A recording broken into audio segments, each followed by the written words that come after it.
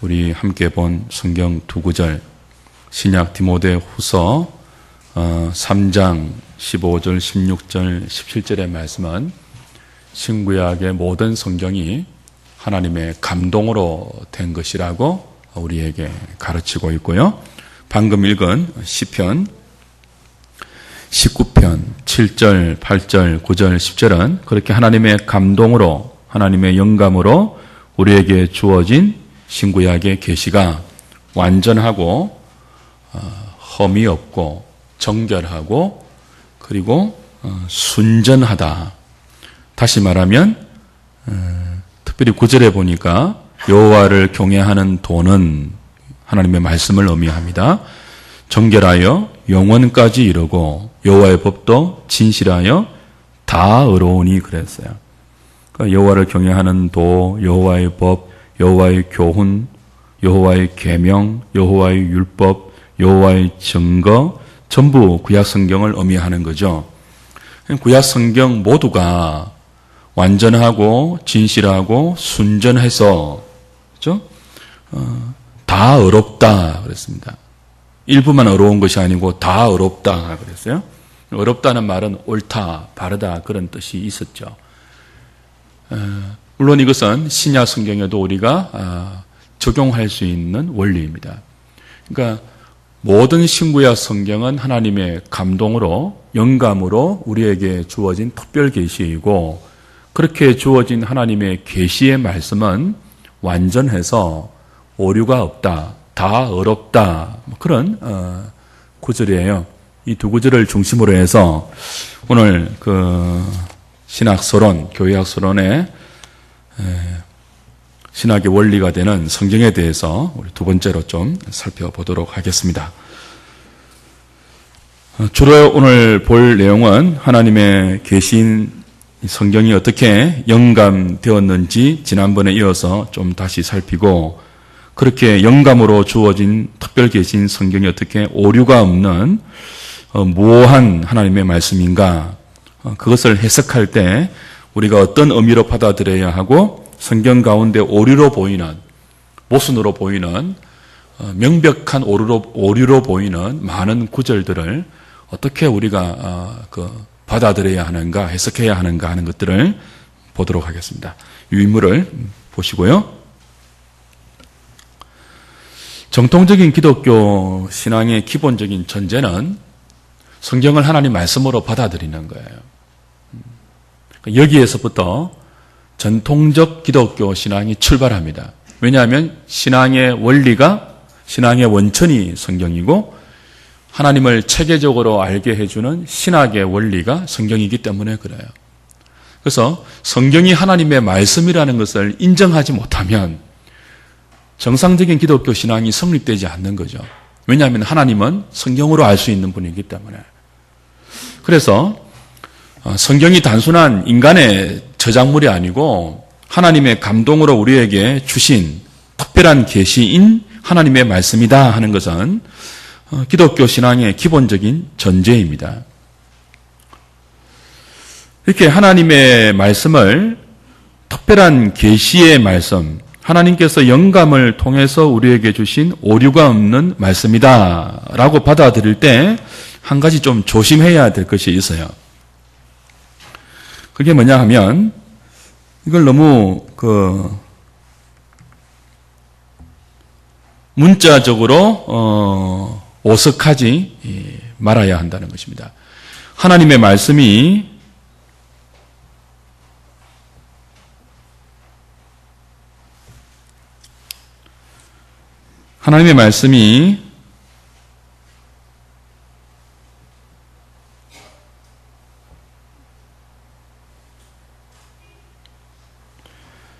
신적인 계시로 주어졌잖아요. 하나님의 계시로 주어진 말씀이기 때문에 여기는 신적인 속성이 있습니다.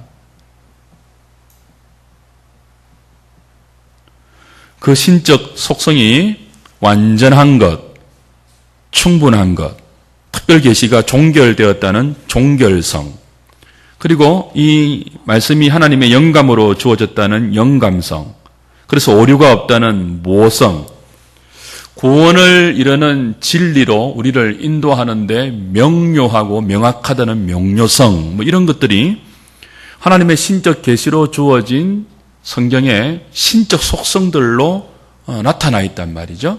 그래서 이 성경에 나타나는 신적 속성들의 의미를 바르게 이해하지 못하면, 특별히 영감과 오류에 대한, 영감성과 모성에 대한 올바른 이해를 하지 못하면 자칫 성경이 하나님의 말씀이라는 굳건한 이 신앙이 하나님의 말씀을 거르게 해석할 수 있는 수단이 될 수 있어요. 무슨 말인가 하면 극단적 근본주의로 갈 수 있다는 거예요. 그래서 우리는 성경에 나타난 신적 속성의 특징들을 좀 공부할 필요가 있습니다. 그게 이제 지난주에 했던 영감성이고 또 오늘 함께 할 모성입니다. 성경에 오류가 없다는 이 속성이 도대체 어떤 의미인가? 성경이 하나님의 감동으로 되었다는 영감성이라는 특징이 어떤 의미의 특징인가 하는 것들을 살펴볼 필요가 있는 거죠. 다시 한번 우리가 좀 영감에 대해서 복습할 겸 조금 더 그 논의를 확장해 가도록 하죠. 지난번에 배웠지 않습니까? 하나님께서 성경을 우리에게 영감으로 주실 때 영감의 방법에 따라서는 어떤 영감이 있다고 했죠?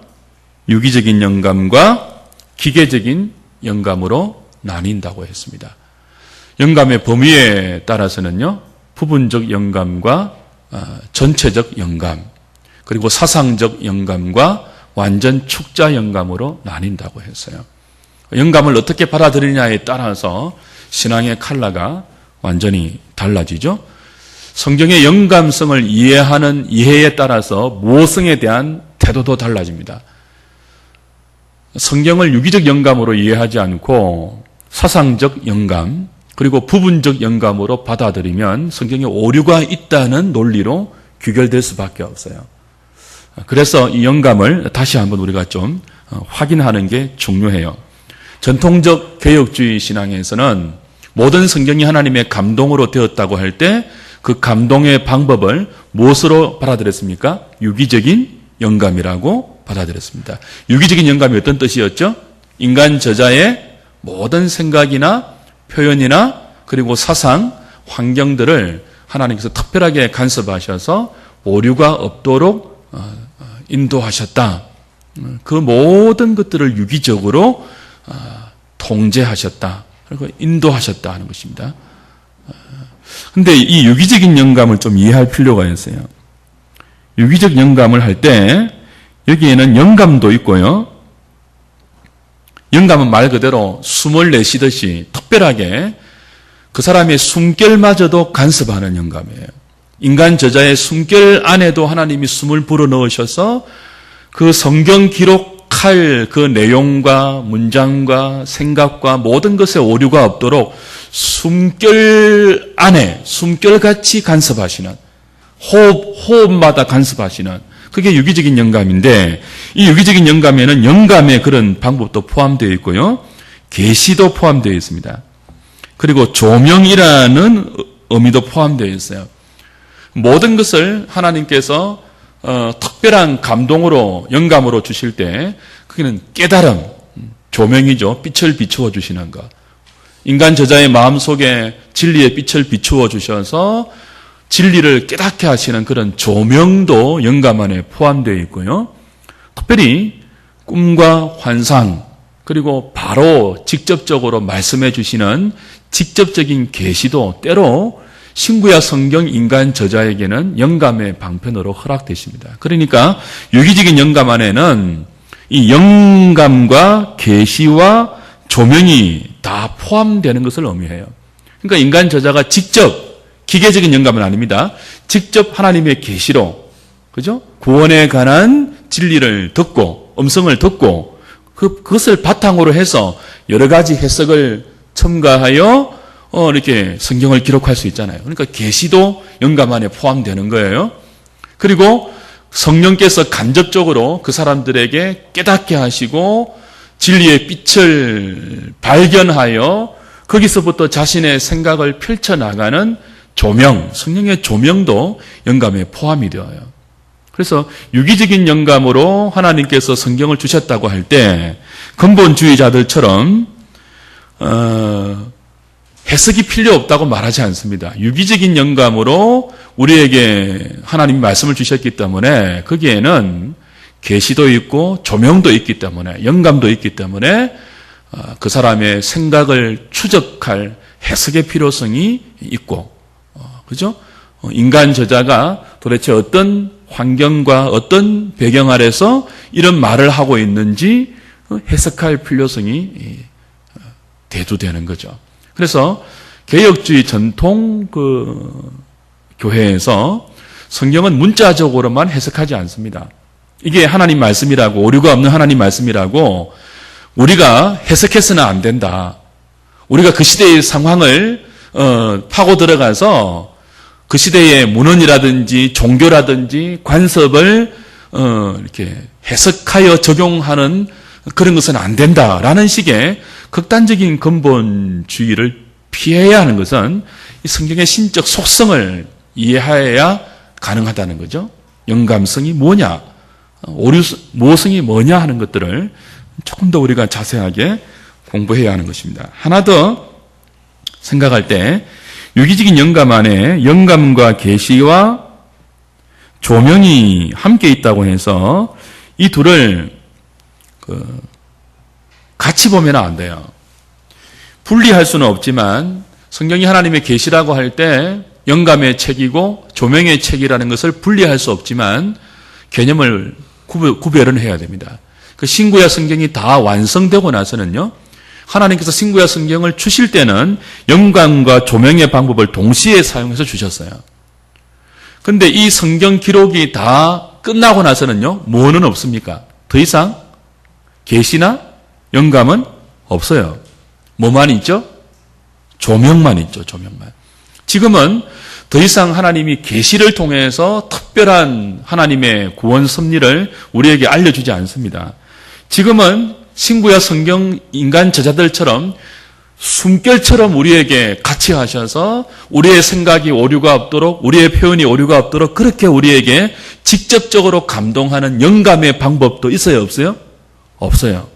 뭐만 있습니까?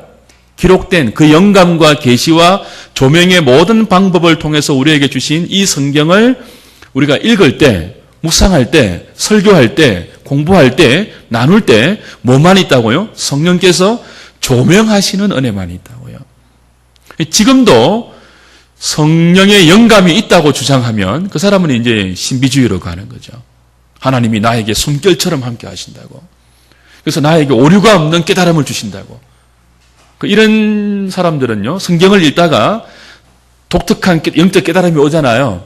그럼 그걸 무엇으로 해석할 수 있다고요? 그걸 영감으로 해석할 수 있습니다. 그것은 영감이 아니고 뭐예요? 조명으로 봐야 돼요, 조명. 내 눈을 열어서 주의 법에 기이한 것을 보게 하소서 하는 그 기도의 의미입니다. 그래서 오늘도 우리가 성경을 볼 때는 성령의 조명하시는 은혜를 구해야 돼요. 영감과 계시는 이제 없고 성경 계시의 종결로 끝이 났다는 사실을 좀 기억할 필요가 있습니다. 그 다음에 이제 성경무호, 두 번째. 성경무호라는 신적 속성을 좀 우리가 이해해야 되는데, 이 성경무호에 대해서도, 전통적으로는요, 전통적 교회는 하나님 말씀에 오류가 없다고 모성을 주장했어요. 전통적 교회는. 왜냐하면 유기적 영감을 믿었기 때문에 그렇죠. 아까 우리 시편 19편 말씀처럼 완전하고 순전하고 정직하고, 그죠? 순결해서 하나님의 도는 영원까지 이루고 모두가 의롭다. 그렇게 고백적으로 믿었어요. 전통적인 교회가. 근데 이게 이제 시대를 내려오면서 특별히 계몽주의와 합리주의와 이성주의가 득세하는 그런 근대에 와서는 성경을 더 이상 하나님의 계시로 보지 않고 단순한 인간의 저작물로 보는 그런 견해들이 교회 안에서 대두하고 그것이 큰 반향을 일으키기 시작했죠. 그래서 지난번에 말씀드린 것처럼 구약은 단순한 고대 이스라엘 종교의 종교 문헌이고 신약은 예수 제자들의 그 교훈이 담긴 그 교훈을 신화화한 스토리에 불과하다. 신구약 성경 모두는 하나님의 감동과 상관없는 인간의 고안물이다. 인간의 책이다. 인간의 저술에 불과하다. 그렇게 합리적으로 이성적으로 성경을 해석하는 태도가 계몽주의의 교회를 휩쓸고 지나갑니다. 그래서 모든 성경이 이성의 난도질을 당하게 되었죠. 신화적인 요소를 벗겨서 교훈으로만 따고 구약의 모든 율법들은 이스라엘에만 필요했던 종교적인 담화에 불과하고 그렇게 다 쪼가리 내었던 것입니다. 이렇게 자유주의가 성경을 오류가 있는 인간의 책으로 보았어요. 이런 자유주의의 흐름이 교회 역사 가운데 참 많은 영향을 미쳤을 때 전통적 교회의 하나님 말씀에 대한 믿음을 고수하기 위해서 일단의 무리들이 일어나죠. 자유주의에 대항해서 일어납니다. 자, 자유주의는 뭐라고 했다고요? 성경은 하나님 말씀이 아니라고 했어요. 성경은 단지 뭐라고요? 인간의 글이에요. 인간의 글. 종교적인 책이에요. 그리고 예수 제자들의 그 운동을 신화화시켜서 기록한 어떤 일종의 휴머니즘적인 사상이 담겨 있는 교훈책에 불과해요. 자유주의자들의 주장이에요. 이런 자유주의자들의 주장에서 교회의 신앙을 지키기 위해서 일어난 사람들이 전통주의 교회와 자유주의 교회의 성경관에 줄타기를 시작합니다. 시도는 가상해요. 동기는 가상해요. 하나님의 말씀, 성경이 하나님의 말씀이라는 것을 지키기 위해서 자유주의에 대항해서 일어난 사람들을 우리는 신전통주의라 그러는데, 이들이 성경이 하나님 말씀이라는 것을 지키려는 시도는 좋았지만, 근데 정통주의처럼 그렇게 지키는 것이 아니고 어떻게 지켰다고요? 한 발짝 양보해서 지켰다고요. 그래서 어떻게 지키는가 하면은 성경에는 뭐예요? 하나님 말씀이 있다 그랬어요. 말씀이 있다. 혹은 하나님 말씀도 있다 그랬어요. 여기에 대표적인 신학자가 칼 바르트예요.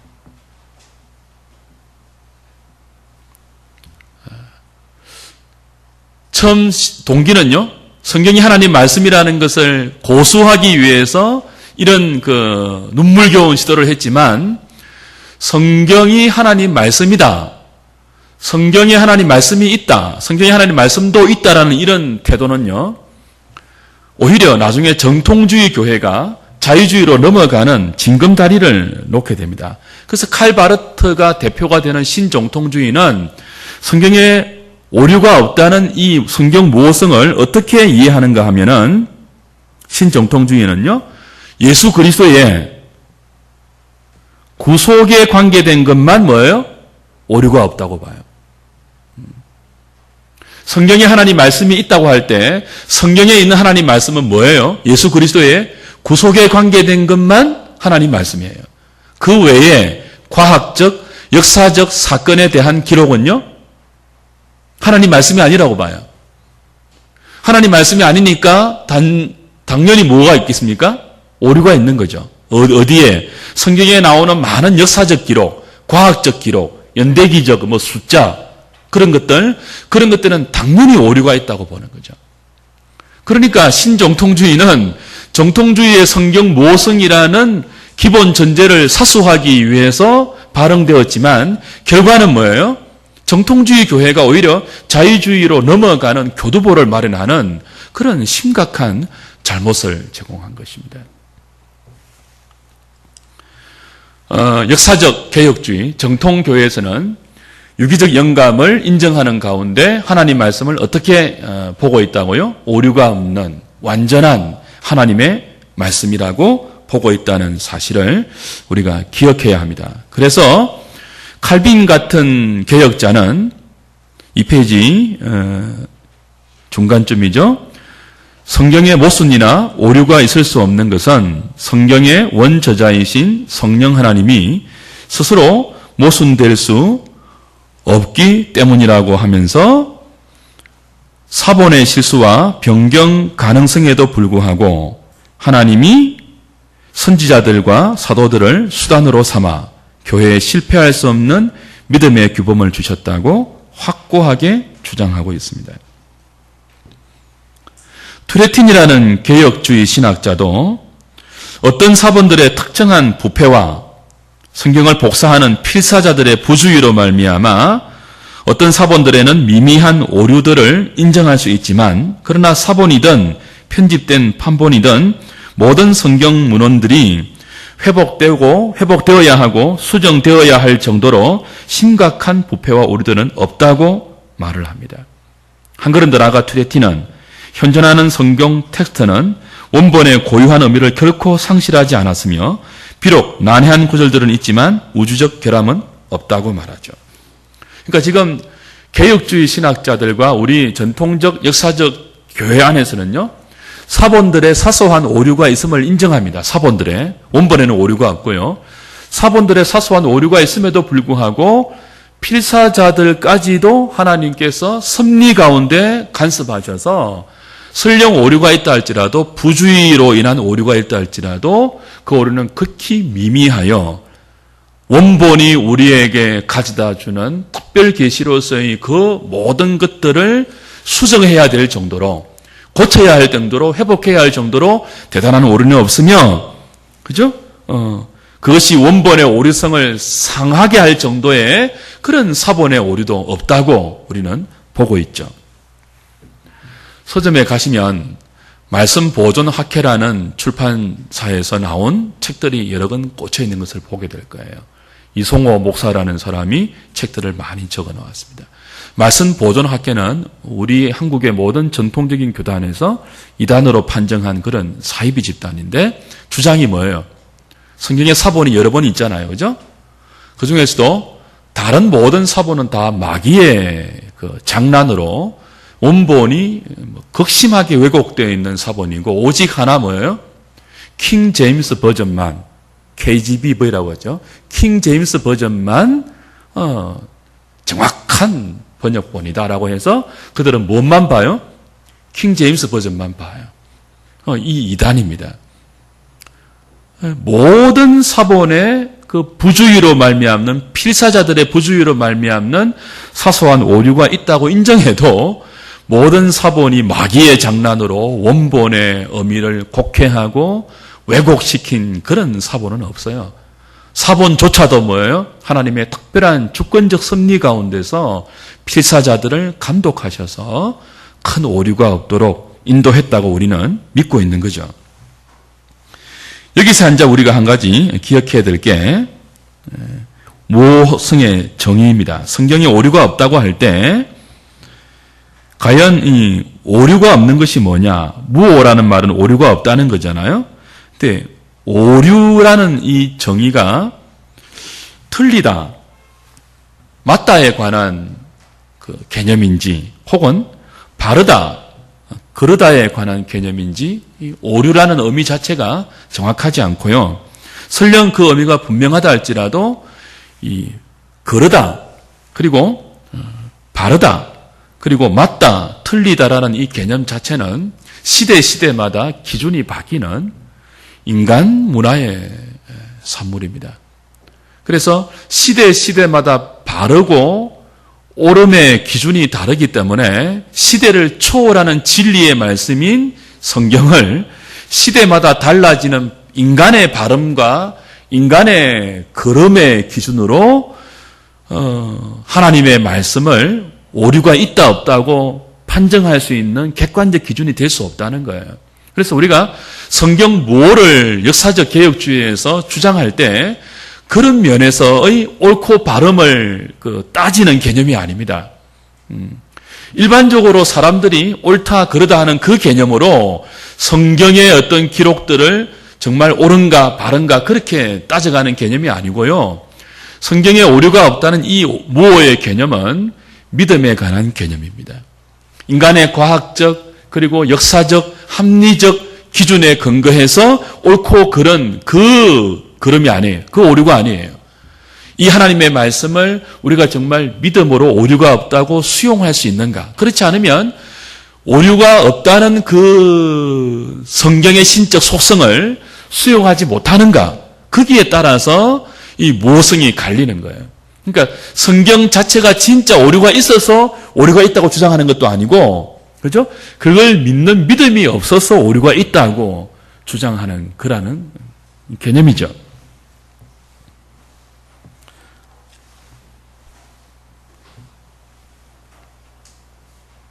오히려 성경에는요, 인간의 상식과 합리성으로 볼 때는 거룩한 모순과 초월적인 불합리가 굉장히 많이 있습니다. 그래서 성경의 모성을 인간의 합리적인 이성과 자연의 보편적인 질서의 편에서 논하는 것은 불가능해요. 또한 성경의 모성은 날짜나 인물이나 사건의 정확성과 일치성을 따지는 문제도 아닙니다. 봐라, 날짜가 여기 다르고 저기 다르지 않느냐? 여기는 인물이 몇 명이라 했는데 또 다른 성경에서는 몇 명이라고 다르게 기록하지 않느냐? 그래서 성경은 오류가 있다. 그 차원이 아니에요. 나중에 그것도 밝히겠지만 그런 차원이 아니고 성경이 영원히 변하지 않는 시편 19편의 고백처럼 그죠? 진리의 문제이며 그것을 인정하는 믿음의 문제가 바로 성경 모성에 관한 개념이라는 것입니다. 그래서 원래 성경은요, 믿음이 없이는 읽을 수도 없고 알 수도 없도록 기록되어 있는 거룩한 혼돈의 책입니다.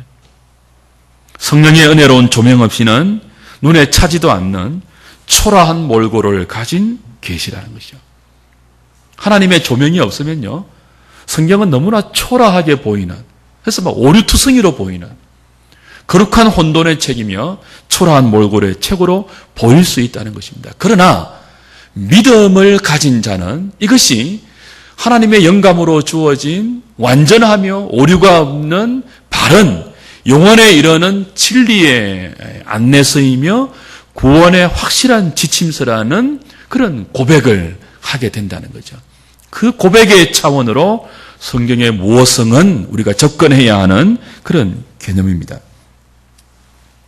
성경 모성을 개혁 교회적인 차원에서 접근할 때 이런 본질로 좀 접근하면 훨씬 이해가 쉬워요. 사중적 인가율로 성경 모성의 본질을 좀 접근하는 거죠.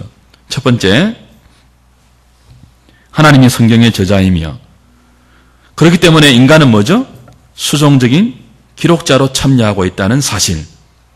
둘째, 성경은 하나님 자신을 계시하는 계시의 책이되 인간이 알 수 있도록 계시하신 은혜의 책인 것. 셋째, 성경은 진리로 조율되어 있고 우리가 이해할 수 있는 최적의 언어와 문체로 기록되어 있다는 사실. 넷째, 성경은 하나님의 영광과 인간의 구원을 지향하고 있다는 이 사중적인 원인과 결과의 관계로 성경 모설에 접근한다면 우리는 이런 면에서 성경은 전혀 오류가 없고, 그죠? 비록 인간의 문자와 문헌의 형식을 옷 입고 있지만 모순도 없는 절대적인 하나님의 말씀이며 신적이고 영원한 진리이며 역사와 세월의 풍상과 인간의 연약함과 모든 사악함에도 불구하고 하나님의 자비로운 섭리 가운데 계시로 보존되어 온 특별한 구원의 책이 바로 성경인 것을 우리는 알 수 있을 것입니다. 그런 차원으로 성경 모설의 본질에 접근해야 한다는 거예요. 과학적이고 이성적이고 합리적인 시각으로 틀렸느니 바르느니 그런 접근이 아니고요. 그러면은 조금 더 구체적으로 합리적으로 볼 때, 과학적으로 볼 때, 인간의 이성적 경험적으로 볼 때 모순처럼 보이는 많은 그런 경우들, 이런 것들 우리가 어떻게 해석해야 하는가 하는 것입니다. 성경에는요, 사실의 묘사도 있지만 허구도 있습니다. 허구가 있다는 말은 가짜가 있다는 말이 아니고 그 시대의 허구를 성경의 기록 방식으로 채택한 경우도 있다는 거예요. 그리고 상징도 있고 예언도 있으며 풍류도 있으며 풍자도 있으며 메타포, 언유도 있으며 모형적인 어떤 그런 그 형식의 기록도 있습니다. 역사적 사실에 대한 단순한 보도도 있고 문학적 어떤 그 기법에 담아서 하나님의 진리를 전한 문학도 있다는 말입니다. 교리도 있습니다. 다양한 어떤 것들을 다 포함해서 하나님이 인간 저자를 영감하셨기 때문에 그것은 거기에서 오는 차이들과 거기에서 오는 그 모순처럼 보이는 것은 결코 모순이나 오류라고 우리가 볼 수 없는 거죠. 시대에 따라서 관습에 따라서 표현 방식이 달라질 수 있는 것 아닙니까? 구체적으로 한번 볼까요?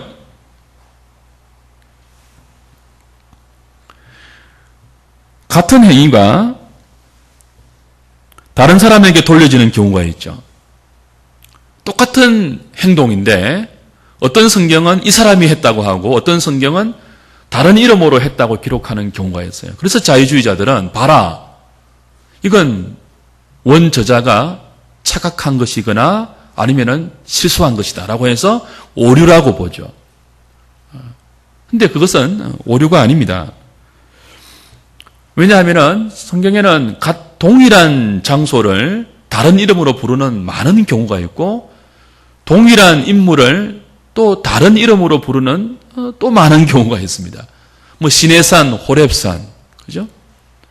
똑같은 사람인데 야곱, 이스라엘, 호밥, 이드로, 그죠? 얼마나 많은 이름으로 한 사람을 지칭하고 있고 또 얼마나 많은 이름으로 한 장소를 지칭하고 있습니까? 그러니까 동일한 사건이 때에 따라서 다른 장소로 언급되고 동일한 사건을 한 장본인이 다른 이름으로 지칭된다고 그거 실수다, 오류다 그렇게 말할 수 없다는 거예요.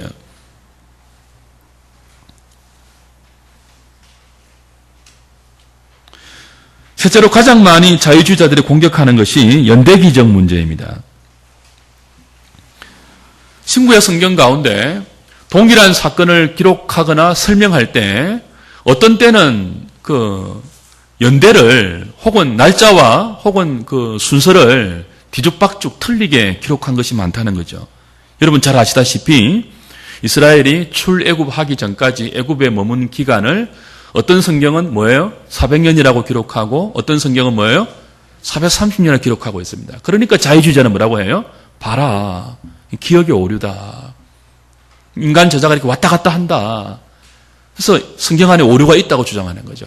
근데 그건 그것이 아니고 그 출애굽의 기간을 애굽에 머문 기간을 보는 관점의 차이예요. 그게 유비적인 영감입니다. 때에 따라서는요 어떻게 볼 수 있죠? 아브라함이 본토를 떠날 때부터 계산한 경우 430년으로 볼 수도 있고 약속의 자녀 이삭을 낳은 때로부터 계산하면 400년으로 볼 수도 있다는 거죠. 그것을 또 어떤 경우에는 4대만으로 돌아온다 이렇게 표현한 것도 있잖아요. 성경의 한 구절에, 그죠? 창세기에 400년 만에 돌아온다고 한 것을 4대만으로 돌아온다고 하거든요. 요즘 연대기로 하면 한 대는 30년 아닙니까? 그럼 120년밖에 안 되니까 같은 구절에 어떻게 이렇게 모순이 있느냐, 잘못이다고 말하는데 그렇지 않죠. 한 대라고 말할 때 그 대는 그 당시의 관습과 상황에 따라서 표현하는 연대적인 표현이기 때문에 이 시대의 잣대로 정할 수 없는 거예요. 그래서 수많은 연대기적 모순처럼 보이는 기록들은 결코 모순이 아닙니다. 특별히 역대기나 열왕기에 언급된 유다나 이스라엘 왕들의 통치기간, 이것도 굉장히 많은 공격의 대상이 되고 있죠. 통치기간이 다르다는 거예요. 역대기에 나타난 똑같은 왕의 통치기간과 열왕기에 나타난 똑같은 왕의 통치기간이 서로 다르게 나오는 것이 많다는 거죠. 그래서 뭐라고 합니까? 잘못이다, 오류다. 성경에 오류가 있다. 봐라, 이건 인간의 저작이 아니냐. 그렇게 말하는데 그렇지 않습니다. 그것도 오류나 모순이 아니고요. 통치의 시점과 종료를 다르게 바라보기 때문에 발생하는 차이입니다. 솔로몬의 통치의 경우 다윗의 죽음 이후를 통치의 시작으로 볼 것인가? 아니면 솔로몬이 다윗의 후계자로 지목된 그때부터 통치한 것으로 볼 것인가? 아니면 백성들이 솔로몬을 왕으로 인정한 그때부터 통치의 기간으로 볼 것인가에 따라서 이렇게 다 달라질 수 있는 거예요. 특별히 열왕기나 역대기는 역사서 아닙니까? 근데 이 역사서는 역사를 보는 관점에 따라서 달라지거든요. 열왕기는 좋은 왕, 나쁜 왕, 그렇죠? 그렇게 이스라엘 역사를 구분했다면 역대기는 성전과 어떤 그런 그 관점으로 이스라엘 역사를 해석했기 때문에 동일한 역사를 볼 때도 관점의 차이 때문에 동일한 사건을 다르게 묘사할 수 있습니다. 그게 모순이나 오류가 아니라는 거예요. 네 번째, 동일한 주제가 모순처럼 보이는 경우, 예를 들면 어렵다함을 받는 것. 신약 성경에서 로마서에서 바울은 믿음으로 어렵다함을 받는다고 말해요. 근데 야고보서에서는요, 야고보는 행함으로 어렵다함을 이야기하거든요. 그러니까 자유주의자들은 뭐예요? 바로 어렵다함이라는 주제에 대해서도 이 인간의 제작이기 때문에 어떤 사람은 이렇게 말하고 어떤 사람은 저렇게 말하는 거 아니냐, 서로 충돌을 일으키지 않느냐, 모순이다, 성경은 오류가 있다, 그렇게 주장해요. 근데 이건 충돌이나 모순이 아니고요, 어렵다함을 받는 이 중요한 주제를 다른 강조점으로 파악하는 거죠. 설명하는 거죠. 바울은 믿음으로 어렵다함을 받는 그것을 강조하고요. 야고보는요, 믿음으로 어렵다함을 받는 그 믿음이 행위가 동반한 믿음이 되어야 한다는 것을 강조해서 행위로 어렵다 하는 식으로 강조한 거예요. 그러니까 이것은 강조점의 차이지 주제를 서로 다르게 파악해서 서로가 모순을 일으키거나 충돌을 빚는 그런 게 아니고요. 오히려 어렵다함을 받는 이 한 가지 주제에 바울과 야고보의 강조점의 차이가 서로 완성으로 이 한 가지의 주제를 성취하는 것으로 보는 것이 더 합당한 거죠. 그 다음에 다섯 번째, 성경을 볼 때 시점이나 시대의 차이를 굉장히 존중해야 됩니다. 이게 굉장히 중요해요. 그래서 점진적으로 성경 기록자들이 성경을 해석한 것, 그걸 우리는 인정해야 돼요. 예를 들면은 뭐 다 하지는 없고 한 가지만 드릴게요. 마태복음 2장 23절에 보면 마태가 예수님의 어린 시절을 기록할 때 이렇게 말해요. 마태복음 2장 23절. 이거 찾고 조금 맞춥시다. 모성을 파괴하는 시도들은 다음 주에 보고요. 마태복음 2장 23절. 읽어볼까요? 시작. 나사렛이란 동네에 가서 사니 이는 선지자로 하신 말씀에 나사렛 사람이라 칭하리라 하심을 이루려 함이라. 무슨 말이에요? 이제 마태가 예수님이 나사렛이라는 동네에 가서 사는 것을 뭐라고 지금 기록하는 거예요? 선지자의 말씀을 응하기 위해서 그렇게 한 것이다. 그렇게 기록했단 말이에요. 자유주의자들은 이것을 보면서 맹렬하게 공격을 하죠. 구약 선지서 어디를 봐도 메시아가 나사렛에서 산다는 기록이 없습니다. 근데 마태는 그렇게 기록했잖아요. 예수님이 나사렛이라는 동네에 가서 사니 이는 선지자로 하신 말씀에 나사렛 사람이라 칭하리라 하심을 이루려 함이라.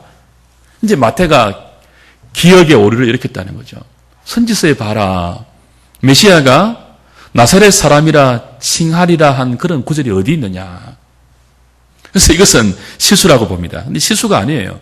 마태가 착각한 것이거나 기억을 오류로 일으킨 것이 아니고 마태는 구약 성경 선지서 전체를 보면서 그 구약 선지자가 메시아를 향하여서 하신 모든 예언적 말씀을 해석한 거예요. 그래서 선지자들의 말은 어떤 것이 있습니까? 메시아가 정말 낮고 천한 곳에서 자랄 것이다. 그렇게 표시하거든요. 나사렛이라는 지명은 이야기하지 않습니다. 근데 무슨 말이에요? 선지자가 낮고 천하고 보잘것없는 도시에서 자란다. 그런 표현은 많이 했습니다. 그러니까 마태가 이제 그걸 보면서 어디에 적용한 거예요? 이 나사렛에서 사신 그것이 바로 이런 선지자의 말씀들을 성취하신 것이구나라고 해서 선지서에 없는 나사렛이라는 동네 이름을 직접 넣어서 적용한 거예요. 이거 우리는 점진적 예언 성취의 관점이라고 봅니다. 신학적으로. 그러니까 오류가 아니고 뭐예요? 마태가 해석을 한 거예요. 구약 성경을. 해석해서 예수님에게서 이렇게 이루어졌다고 적용한 거예요. 그렇게 보아야지 그 구약 성경 그대로를 기자들이 그대로 따와서 인용하는 것으로만 좁게 해석해서 잘못 인용하면은 오류가 있다는 식으로 성경의 모성을 흠집내려고 하는 것은 정당하지 못한 시도이죠.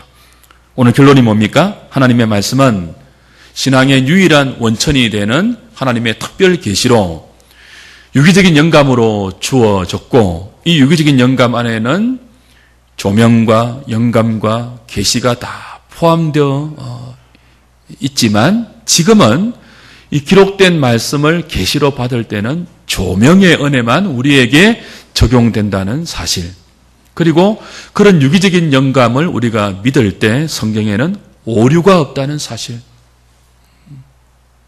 사종적인 인가율의 법칙에서 성경 모성을 볼 때 오류가 없다는 사실, 오류처럼 보이는, 모순처럼 보이는 많은 성경의 구절들은 사실 당시의 정황이나 그리고 인간 저자의 어떤 관점의 차이나 강조의 차이나 그리고 특별히 연대기적 많은 오류처럼 보이는 그런 것들은 결코 잘못이나 모순이나 오류가 아니라 그걸 카운터하는 시점과 기간의 차이에서 발생하는 것이지, 인간의 실수가 성경 가운데 고스란히 남아있는 흔적이 아니라는 사실, 그것이 오늘 우리가 확인했던 내용이고, 그래야지만 이 성경이 신앙의 내용으로서, 신학의 원리로서 완전한 규범이 될 수 있으며 우리의 텍스트가 될 수 있는 것입니다. 그 믿음을 잘 지킬 수 있기를 부탁드립니다.